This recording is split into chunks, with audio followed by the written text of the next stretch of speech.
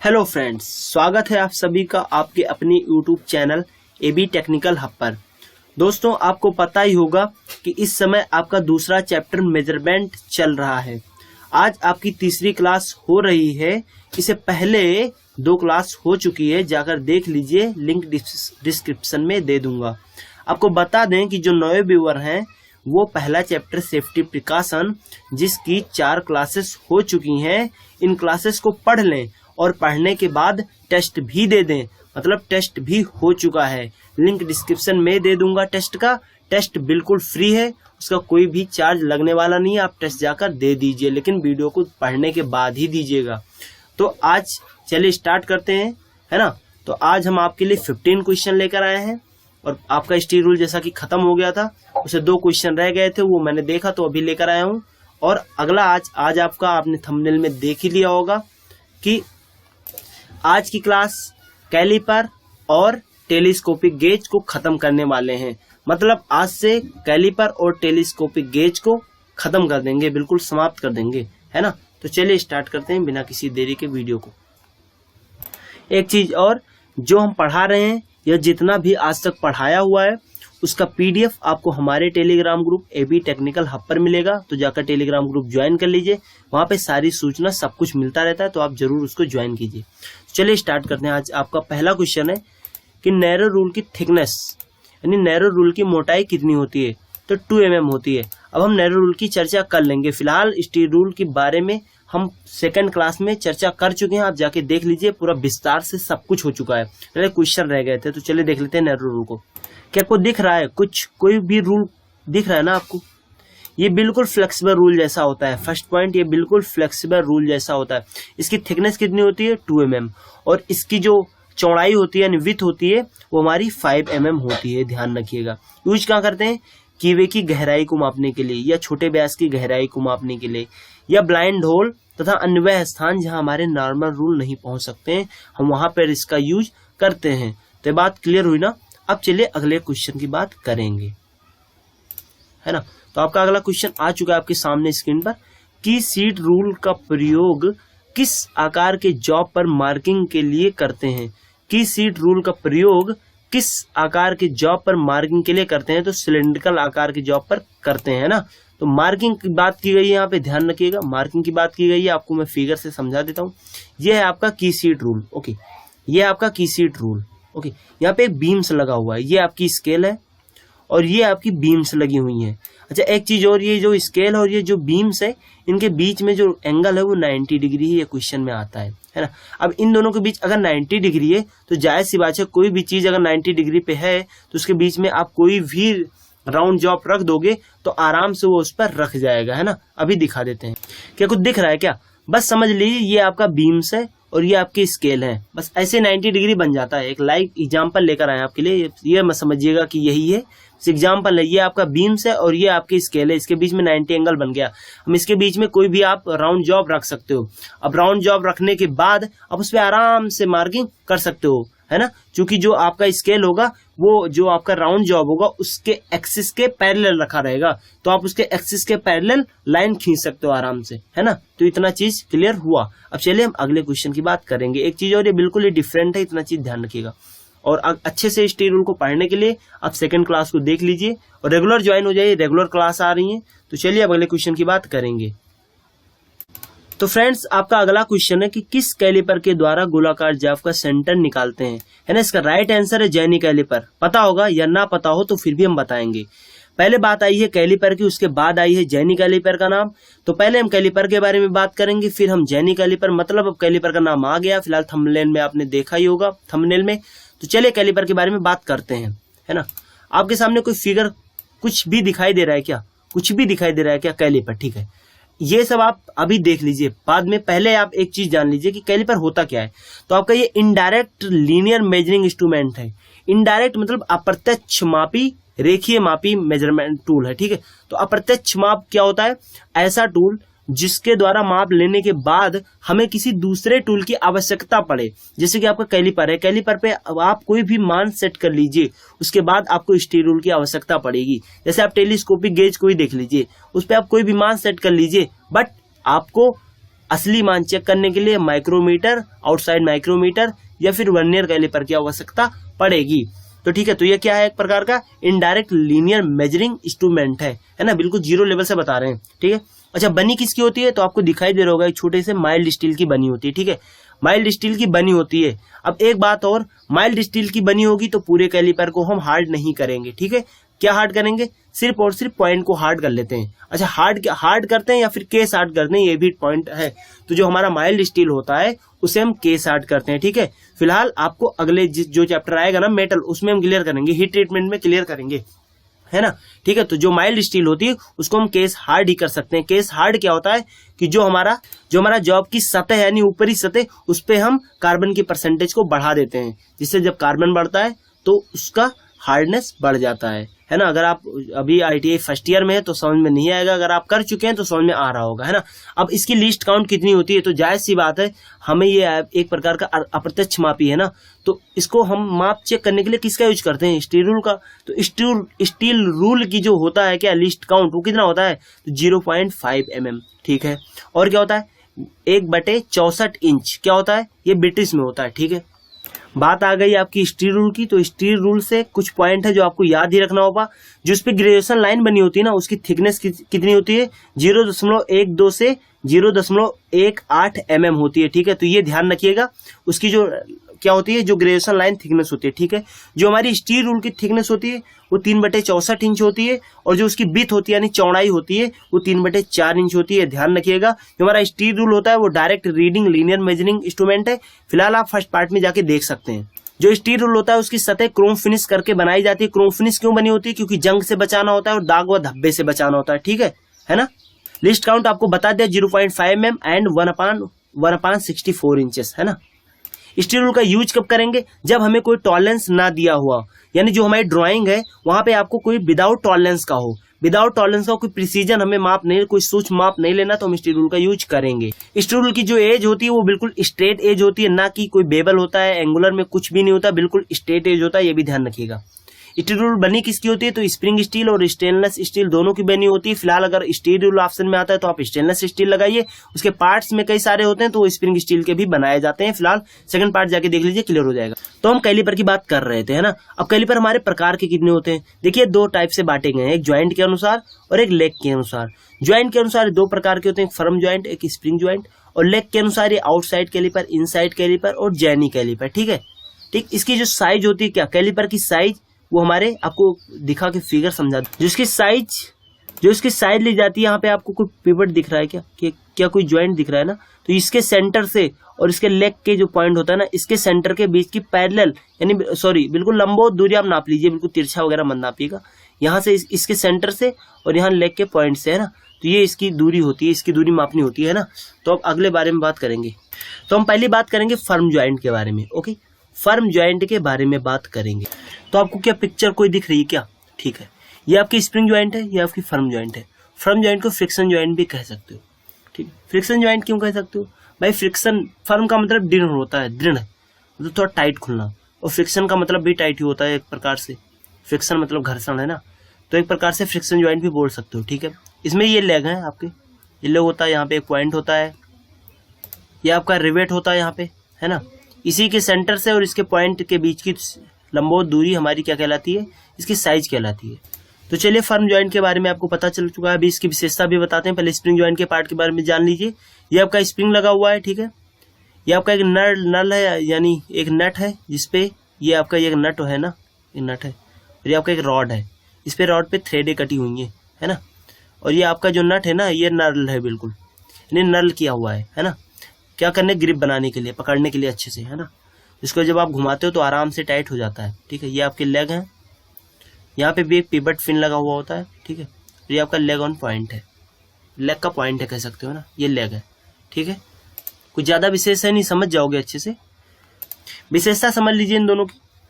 अच्छा, firm joint की विशेषता क्या है, बड़े जामों के लिए उपयुक्त है। ठीक है, इसमें कोई लिमिट नहीं है, आप इसको इस टांग को फैला के यहाँ भी कर सकते हो, इस टांग को फैला के यहाँ भी कर सकते हो, कोई लिमिट नहीं है। हानि क्या है, यानी एक प्रकार से नुकसान क्या है इसका, परिशुद्ध माप नहीं दे सकता। कैसे, दे भी सकता है, फिलहाल आप ज्यादा कंसंट्रेशन से करो तो दे भी सकता है, एक स्टैंडर्ड जो है ना नहीं दे सकता। कैसे, आपने कोई भी माप लिया, सेट किया, ठीक है, फर्म जॉइंट है भाई, बार बार ओपन करोगे खोलोगे, ओपन करोगे खोलोगे तो बार बार ढीला हो सकता है। अगर ढीला हो जाएगा ना तो खिसक सकता है माप, है ना कुछ डिफरेंस तो हो ही जाएगा। स्प्रिंग वाले में क्या है कि वो चूड़ी पे कसा हुआ है, बिल्कुल बिल्कुल स्थिर रहेगा, लेकिन इस पे स्थिर नहीं रहेगा। तो इससे क्लियर हुआ ना, ये परिशुद्ध माप नहीं दे सकता, ये क्वेश्चन आता है, ठीक है, एग्जाम में पूछा जाता है। एक क्वेश्चन और, जो हमारा फ्रिक्शन जॉइंट होता है वो किसके द्वारा जुड़ा होता है? रिवेट के द्वारा जुड़ा होता है, ठीक है। Okay clear, firm joint clear हो गया। अब हम स्प्रिंग जॉइंट की बात करते हैं। स्प्रिंग जॉइंट में क्या क्या चीजें लगती हैं एक्स्ट्रा? एक स्प्रिंग लगता है, एक आपका पिवेट पिन लगता है, एक आपका स्क्रू रॉड लगता है, थ्रेडेड रॉड लगता है, और एक आपका नर्ल्ड नट लगता है, यानी एक प्रकार का नर्ल किया हुआ नट लगता है, ठीक है। ठीक, इसमें क्या होता है, इससे आप एक सीमित जॉब ही माप सकते हो, यानी जितना इसका जहां तक ये नट आप खोलना स्टार्ट करोगे तो ये यहाँ तक जाएगा, उतना ही खुलेगा। इसकी एक मतलब लिमिट होती है, ज्यादा आप खोल नहीं सकते इसके, ज्यादा यानी फर्म जॉइंट के जैसा आप इसको खोल नहीं सकते, लिमिट होता है ना। लाभ क्या है नहीं इसकी, तो ये लाभ इसका ये है कि बिल्कुल परिशुद्ध माप देता है। कैसे देता है? मान लीजिए आप कोई थिकनेस ले रहे हो, ठीक है, कोई भी माप ले रहे हो, ठीक है, कोई भी लंबाई चौड़ाई मोटाई कुछ भी ले रहे हो, तो क्या करोगे, इसके आप नट को टाइट करोगे, ढीला करोगे। तो जब आप ढीला करोगे उसमें फंसा के फिर आप नट को टाइट कर दोगे, फिर आप उठा लो आराम से, तो फिक्स रहेगा, कभी हटेगा नहीं माल। इसमें हट भी सकता है, फिक्स नहीं रह सकता, है ना। तो ये चीज क्लियर हुआ। एक विशेषता और है, इंपॉर्टेंट है, क्वेश्चन आ चुका है, शीघ्रता से सेट कर सकते हैं, शीघ्रता से परिशुद्ध माप सेट कर सकते हैं। क्वेश्चन आता है कि शीघ्रता से परिशुद्ध माप सेट करने के लिए किस कैलिपर का यूज किया जाता है, तो उसमें स्प्रिंग जॉइंट कैलिपर दिया रहेगा, तो आप ऑप्शन में टिक कीजिएगा, है ना। तो ये चीज क्लियर हुआ, है ना। तो चलिए अब लेग के अनुसार जान लेते हैं कि कितने लेग के अनुसार कौन कौन से हैं, क्या क्या होते हैं। लेग के अनुसार 3 प्रकार बताया था ना, आउटसाइड, इनसाइड, जेनी कैलिपर, ठीक, आउटसाइड, इनसाइड और जेनी कैलिपर, ठीक है। बात करेंगे आउटसाइड कैलिपर की, सर्वप्रथम हम आउटसाइड कैलिपर की बात करेंगे, ठीक है। स्प्रिंग पे ध्यान मत दीजिएगा, सिर्फ आउटसाइड कैलिपर पे ही ध्यान दीजिए। आउटसाइड कैलिपर का यूज कहाँ करेंगे? बाहरी माप लेने के लिए। कहाँ पे? बाहरी माप लेने के लिए। देख रहे हो ना, एक क्वेश्चन आता है कि कौन सा ऐसा कैलिपर है जो बाहर की तरफ मुड़कर फिर अंदर की तरफ मुड़ा होता है, तो वो आपका आउटसाइड कैलिपर है, ठीक है। एक क्वेश्चन क्लियर। दूसरा क्वेश्चन आपका ये है कि किस प्रकार के लिए यूज करते हैं, तो बाहरी माप के लिए लंबाई चौड़ाई मोटाई कुछ भी माप लीजिए, है ना, ठीक है। तो इतना चीज क्लियर हो गया। अब हम इनसाइड की बात करेंगे। इनसाइड में क्या होता है, आंतरिक माप लेने के लिए यूज करते हैं। स्लॉट की चौड़ाई वगैरह या कोई ब्लाइंड होल वगैरह है, कुछ भी की जितना भी आंतरिक माप लेना है ना, आप ले सकते हो आराम से, है ना, ठीक है। एक इंपॉर्टेंट बात और, जो इसकी टांगे दिख रही ना आपको टांगे दिख रही ना, कुछ भी दिख रहा है क्या? टांगे दिख रही है क्या? बाहर की तरफ मुड़ी हुई दिख रही ना, तो ये मुड़ी है कितने डिग्री पे, है ना, कितने डिग्री पे मुड़ी हुई है, तो 45 डिग्री पे मुड़ी हुई होती है। इतना चीज क्लियर क्या? क्लियर हुआ क्या? ठीक है। अब हम जेनी कैलिपर की बात करेंगे। सबसे ज्यादा इंपॉर्टेंट हमारा जेनी कैलिपर, इससे क्वेश्चन आता ही है। अगर कैलिपर से कहीं से भी क्वेश्चन उठाना तो सबसे पहले जेनी कैलिपर से ही उठाएगा, ठीक है भैया। आपको जेनी कैलिपर दिख रहा है, मान लीजिए जेनी कैलिपर दिख रहा है, पहले इसके पार्ट के बारे में जान लीजिए, जेनी कैलिपर के पार्ट के बारे में जान लीजिए। एक जो लेग होता है वो एडजस्टेबल होता है, डिवाइडर पॉइंट होता है, देख लीजिए यहाँ पे एक स्क्रू लगा हुआ है, एक नट लगा हुआ है और स्क्रू, इसके सहायता से आप इसके जो ये पॉइंट दिख रहा है ना, इसको आप एडजस्ट कर सकते हो, नीचे ऊपर कर सकते हो, है ना, ठीक है। तो ये चीज ये डिवाइडर पॉइंट होता है, ठीक है। एक दूसरी टांग कैलिपर जैसे अंदर की तरफ मुड़ी होती है, ठीक है। कितने डिग्री पे मुड़ी होती है? 45 डिग्री पे मुड़ी होती है, ये भी इंपॉर्टेंट है, ठीक है, नोट करते चलिए। अच्छा भैया, इसके नाम क्या क्या है? इसके अदर नाम भी हैं, ये चीज ध्यान रखिए। पहला नाम है हर्माफ्रोडाइट कैलिपर, दूसरा नाम है ऑड लेग कैलिपर और तीसरा नाम है लेग एंड पॉइंट कैलिपर, ठीक है। और चौथा नाम जेनी कैलिपर, आपको पता ही होगा। यूज क्या करते हैं आपको पता होगा, समांतर लाइन खींचने में, गोल जाप का सेंटर निकालने में, ठीक है। अब एक क्वेश्चन और आता है घुमाने फिराने वाला, कि जो समांतर लाइन होता है और जो गोलाकार जॉब होता है, इसके लिए 2 प्रकार के कैलिपर, जेनी कैलिपर 2 प्रकार से भी होते हैं। क्या क्या होता है? एक होता है जो आप देख रहे हो, सामान्य मुड़ी हुई, ठीक है, बिल्कुल नॉर्मल सी मुड़ी हुई, अंदर की तरफ मुड़ी होती है। एक आपका होता है हील टाइप जेनी कैलिपर, एक आपका जनरल मुड़ी हुई जेनी कैलिपर, और एक आपका heel type jenny calliper. Heel type में क्या होता है, फिगर से दिखा के कंफर्म कर देते हैं। तो क्या आपको अब दोनों प्रकार के जेनी कैलिपर दिख रहे हैं ना? ये देखिए, ये आपकी जनरल मुड़ी हुई जेनी कैलिपर है और ये आपका हील टाइप जेनी कैलिपर है, ध्यान रखिएगा, ठीक है। क्वेश्चन आया था कि कौन से कैलिपर का यूज हम समांतर लाइन खींचने के लिए करते हैं। ऑप्शन था आपका तमाम प्रकार के, लेकिन उसमें एक दिया था option heel type jenny calliper. बच्चों ने कंफ्यूज हो गए, बच्चे क्या करेंगे भाई, पढ़ा ही नहीं कभी। तो जो ये आपका हील टाइप जेनी कैलिपर है ना, इसका यूज हम समांतर लाइन के लिए करते हैं, है ना। किसके लिए? समांतर। फिलहाल इसका भी यूज कर सकते हो, लेकिन जो सबसे सटीक है ना, वो इससे होगा बेस्ट। आपको एक और फिगर दिखाते हैं, क्या दिख रहा है क्या आपको ना? देखिए इससे कितने बेस्ट तरीके से समांतर लाइन खींची जा रही है। देखिए ये जो ये हील टाइप है ना, ये आराम से इसके कॉर्नर पे सेट हो गया है ना। उसको आप मुड़ी हुई को फंसाते तो वो ऊपर नीचे हो सकता था ना, ऊपर नीचे ऐसे हो सकता था, लेकिन ये बिल्कुल अब पैरेलल हो जाएगा क्योंकि ऊपर से एक रेफरेंस मिल जाता है ना। तो अब ये आराम से बेस्ट तरीके से समांतर लाइन खींच सकता है। तो ये चीज ध्यान रखिएगा। यानी समांतर लाइन खींचने के लिए किस प्रकार के जेनी कैलिपर का यूज करेंगे? Heel type jenny calliper. ठीक है। एक क्वेश्चन भैया और है, जो राउंड जॉब होता है उस पर हम सेंटर तो निकालेंगे, ठीक है, इससे भी निकाल सकते हो फिलहाल, लेकिन वो ज्यादा बेस्ट है, वो वहां पे ज्यादा बेस्ट। अब भैया बड़े होनहार छात्रों, किसी का भी कहीं से जुगाड़ से यूज करके कर सकते हो यूज, है ना। इंडिया जुगाड़ पे ही है ना, तो आप जुगाड़ करके सब कुछ कर सकते हो। लेकिन यहाँ पे देख लीजिए, आपको दोनों फिगर दिखाई दे रहा है, देख लीजिए, है ना। ठीक है, तो अब यूज कैसे करेंगे, यानी सेंटर जो गोलाकार जॉब उसका सेंटर कैसे निकालेंगे। ठीक है, पेंसिल ले लेता हूँ फिर बताता हूँ। ठीक है, मान लीजिए, ठीक है, तो ये देख लीजिए, आप मान लीजिए कोई गोलाकार जॉब है, ठीक है, कोई गोलाकार जॉब है, ठीक है, आप जेनी कैलिपर लेके गए, आपको सेंटर निकालना है। फट से आप कोई भी पॉइंट ले, वहां पे उसके साइड में मुड़ी हुई जो टांग है उसको टच करा दिया, और एक बार जिस प्रकार से खींचते हो ना लाइन, ऐसे खींच दिया, उसके जस्ट सामने एक बार फिर टच कराया और फिर घुमा दिया एक लाइन, फिर इसके पहले इसके 90 डिग्री पर फिर रखा, अनुमान से यहाँ पे आपने रख के, और एक लाइन यहाँ से खींच दिया, और एक लाइन फिर यहाँ से खींच दिया। तो आपको क्या कोई 4 पॉइंट मिल गया क्या? एक पॉइंट ये, एक पॉइंट ये, एक पॉइंट ये और एक पॉइंट ये, मिल गया ना 4 पॉइंट। ठीक है, अब क्या करो, इनके विकर्णों को मिला दो आपस में, है ना। तो ये दोनों विकर्ण कहीं इंटरसेक्ट होंगे ना, कहीं भी मिलेंगे क्या? किसी पॉइंट पे मिलेंगे क्या? वही आपका क्या होगा? वही आपका सेंटर होगा भैया। ठीक है, समझ में आता है तो थम्स अप कीजिए। ठीक है, क्लियर। अब हम अगले की बात करेंगे। इतना आपको क्लियर हो गया ना? नहीं क्लियर होता है तो स्किप कीजिए और देखिए वीडियो को। ठीक है भैया, तो आपके क्वेश्चन पे आ चुके हैं। किस कैलिपर के द्वारा गोलाकार जॉब का सेंटर निकालते हैं? जेनी कैलिपर का बताया ना, अभी बताया ना जेनी कैलिपर। ठीक है, जॉब पर समांतर रेखाएं खींचने हेतु किसका उपयोग करेंगे? Heel type jenny calliper. अभी जान लीजिए। ठीक है, आंतरिक माप लेने के लिए उपयुक्त कैलिपर हमारा होता है इनसाइड कैलिपर ही होता है, आंतरिक माप लेने के लिए। ठीक है, बाहरी माप लेने के लिए उपयुक्त कैलिपर होता है, कौन से कैलिपर का यूज करेंगे भाई? आउटसाइड के लिए। आउटसाइड तो नाम ही आ गया है ना, तो आउटसाइड कैलिपर का यूज कर लेंगे, है ना। कौन से कैलिपर रिवेट व वॉशर द्वारा जोड़े जाते हैं? तो आपकी जो फर्म ज्वाइंट है, जो आपका फ्रिक्शन ज्वाइंट कैलिपर है, वो आपका वॉशर और रिवेट के द्वारा जोड़ा जाता है। ठीक है, रिवेट का नाम आ जाए तो तुरंत फर्म ज्वाइंट मार दो, डेढ़ ज्वाइंट। कैलिपर के वर्किंग पॉइंट होते हैं, क्या होते हैं? बताया था ना, माइल्ड स्टील के बनाए जाते हैं, तो माइल्ड स्टील हमारी केस हार्ड ही की जाती है। ठीक है, माइल्ड स्टील को हार्ड नहीं कर सकते। ठीक है, लो कार्बन स्टील होती है ये। ठीक है, अगले हीट ट्रीटमेंट में बताएंगे बिल्कुल, है ना। ठीक है, शीघ्र और परिशुद्ध सेटिंग के लिए उपयुक्त कैलिपर स्प्रिंग ज्वाइंट कैलिपर, ये भी क्वेश्चन बताया था। जेनी कैलिपर की एक टांग मुड़ी होती है, अंदर की तरफ मुड़ी होती है ना, कितनी डिग्री पर? 45 डिग्री पर। ठीक है, अब भैया आपका आता है टेलीस्कोपिक गेज। ठीक है, टेलीस्कोपिक गेज बना होता है, ठीक है, टूल स्टील का बना होता है, इतना बात ध्यान रखिए। लेकिन नाम आ गया टेलीस्कोपिक गेज का, तो हम पहले इसके बारे में चर्चा कर लेंगे। पहला पॉइंट आपका टेलीस्कोपिक गेज का फिगर आपके सामने आ चुका। पहला पॉइंट है क्या? ये इनडायरेक्ट मेजरिंग टूल है, बट कौन सा? लीनियर मेजरिंग टूल है। ध्यान रखिएगा, नाम तो गेज है पर है क्या? इनडायरेक्ट लीनियर मेजरिंग टूल है, कोई चेकिंग वगैरह टूल नहीं है। ठीक है, इतना बात ध्यान रखिए। ठीक है, इसकी आकृति क्या आपको टी जैसा दिख रही है? क्या टी जैसा दिख रही है ना? ये इसमें देख लीजिए, टी जैसा दिख रही है क्या, है ना। तो इसीलिए इसका नाम टेलीस्कोपिक गेज है। लगभग ये टी जैसी दिखती है। कौन से टी? अंग्रेजी के बड़े अक्षर जो टी होता है ना, टी फॉर टॉमी, है ना, उससे होता है। ठीक है, बनी किसकी होती है? जितने भी आपके गेज नाम आ जाता है ना, वो सब टूल स्टील के बने होते हैं। लेकिन ये भी गेज नाम है ना भैया, तो ये भी आपकी टूल स्टील की बनाई जाती है। ठीक है, तो टूल स्टील की बनी होती है, इतना बात ध्यान रखिए। रेंज क्या होता है?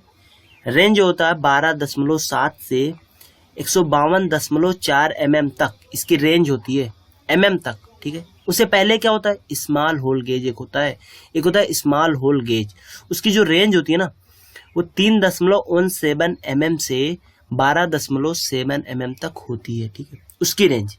अब उससे अगर ज्यादा बड़ा गैप है तो हम किसका यूज कर लेंगे? Telescopic gauge. इसकी रेंज फिर से बता देता हूँ, 12.7 mm से 152.4 mm तक होती है। ठीक है, क्वेश्चन आता है, इंपॉर्टेंट बहुत है। अब हम इसके कंस्ट्रक्शन की बात करेंगे। ठीक है, ठीक है, तो इसमें 2 रॉड होता है। क्या होता है? 2 रॉड, एक ये रॉड और एक ये रॉड।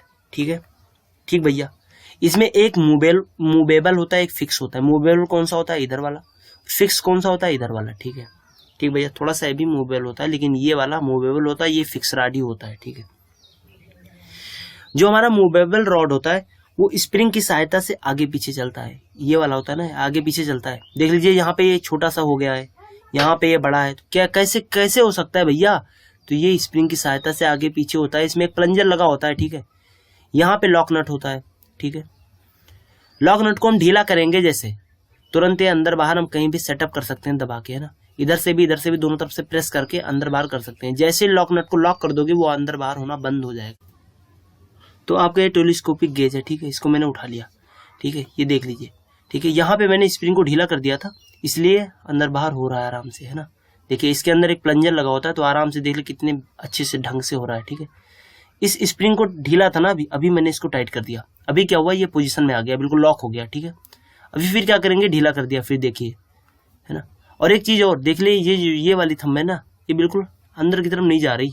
अब माप कैसे लेंगे, देख लीजिए, ये आपका कोई मान लीजिए चक है, कोई इंटरनल रोल है। ठीक है, मैंने इसको प्रेस किया और ऊपर से स्क्रू को लॉक कर दिया। ठीक है, स्क्रू को लॉक कर दिया। ठीक है, अब देख लीजिए एक चीज और, यहाँ पे देख लीजिए ये वाला जो है ना, ये वाला रॉड है, ये कुछ बाहर निकला हुआ है, लेकिन ये बिल्कुल अंदर को गया है, तो इसी को फिक्स्ड रॉड बोलते हैं, फिक्स्ड वाला, और इसको मूवेबल बोलते हैं। ठीक है ना। तो हम अंदर की गहराई को मापते हैं। ठीक है, अंदर ले गए और फिर हमने क्या किया, देख लीजिए, अंदर को ले गए, ले जा रहे हैं धीरे, और फिर ऊपर वाले पिन को ओपन कर दिया। तो जैसे ओपन करते हैं जो फटाक से बाहर को आ गया, है ना, और बिल्कुल पोजीशन में आ गया, यानी यहाँ भी टच हो गया, यहाँ भी टच हो गया, है ना।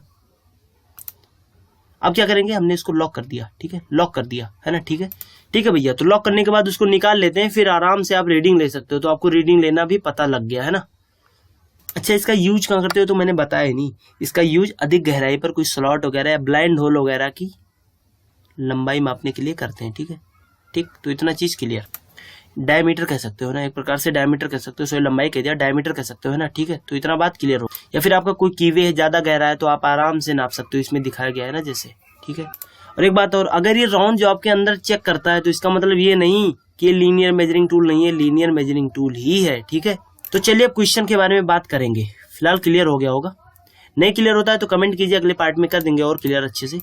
टेलीस्कोपिक गेज बना होता है, टूल स्टील का बना होता है, बताया था किसका बना होता है, टूल स्टील का। याद कर लीजिए, रट लीजिए, जुमा पे रख लीजिए। ठीक है, टेलीस्कोपिक गेज का माप चेक करते हैं किसके द्वारा, आउटसाइड माइक्रोमीटर द्वारा या वर्नियर कैलिपर के द्वारा। ठीक है, किसके द्वारा, ये देख लीजिए, यहाँ पे हम आउटसाइड माइक्रोमीटर के द्वारा चेक कर रहे हैं। फिलहाल आप वर्नियर कैलिपर के द्वारा भी चेक कर सकते हो, लेकिन जो हमारा कैलिपर होता है उसकी माप किसके द्वारा चेक करते हैं, आपके स्टील रूल द्वारा। ये क्वेश्चन भी आ सकता है, प्रैक्टिकली क्वेश्चन आ रहे हैं एग्जाम में।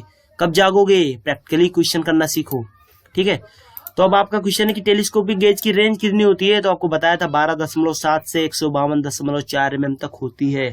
टेलीस्कोपिक गेज का प्रयोग कहाँ करते हैं, अधिक गहराई पर स्लॉट या बोर आदि की माप लेने के लिए। टेलीस्कोपिक गेज है किस प्रकार का गेज है, इनडायरेक्ट लीनियर मेजरिंग टूल है, पूरा लिख दिया है। इनडायरेक्ट भी कह सकते हो, लीनियर भी कह सकते हो, दोनों कह सकते हो। ठीक है, तो आशा करता हूँ आपको क्लास समझ में आई होगी। ठीक है, अगर नहीं समझ में आता है कोई भी क्वेश्चन तो कमेंट कीजिए, अगर कोई सुझाव है तो भी कमेंट कीजिए, अगर कोई वीडियो में गलती हो गई तो भी कमेंट कीजिए। इस पीडीएफ को प्राप्त करने के लिए आप हमारे Telegram group AB technical hub को ज्वाइन कर लीजिए। वीडियो को शेयर कीजिए अपने दोस्तों के साथ, जिससे उनको भी नॉलेज मिल सके। तो मिलते हैं अगले पार्ट में, तब तक के लिए बाय बाय, टेक केयर।